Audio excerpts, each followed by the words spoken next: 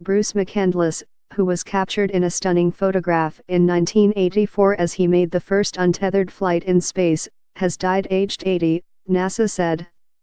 With a jetpack, McCandless traveled 100 m, 328 ft, from the Space Shuttle.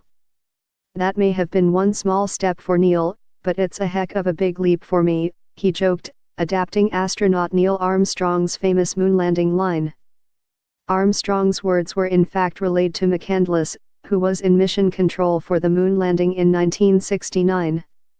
His voice was recorded in those era-defining moments, communicating with Armstrong and his fellow astronauts Buzz Aldrin and Mike Collins as they planted the U.S. flag on the moon. "Oh, it's beautiful, Mike.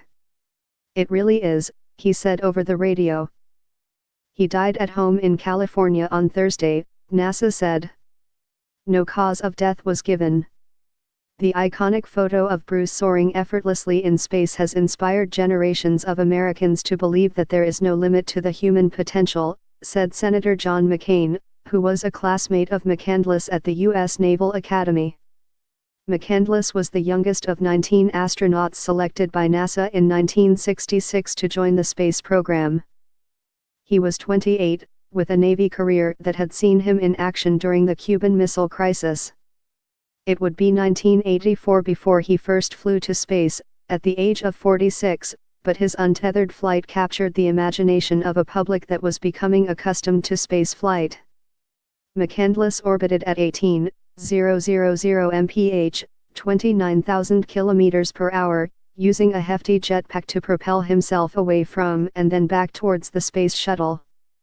At a post-flight news conference back on Earth, he said he had experienced no fear of flying loose from the craft.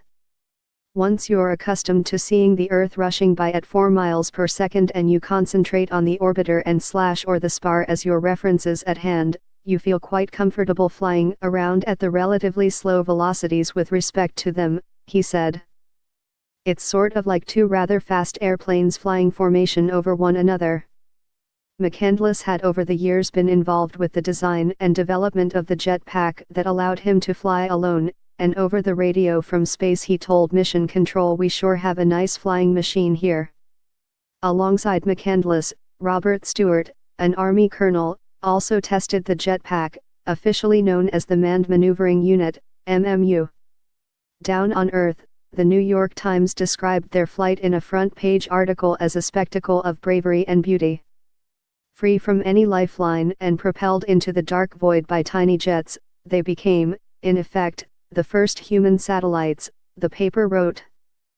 McCandless went back up to space for a second mission in 1990, helping to deploy the Hubble Space Telescope.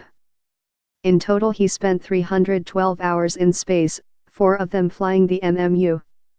In a 2015 article for The Guardian, he reflected on the photo which made him famous, noting that he had his visor down because he was looking at the sun. "It's also one of its attractions. My anonymity means people can imagine themselves doing the same thing," he wrote. Like Neil said in 1969, "I was representing mankind up there.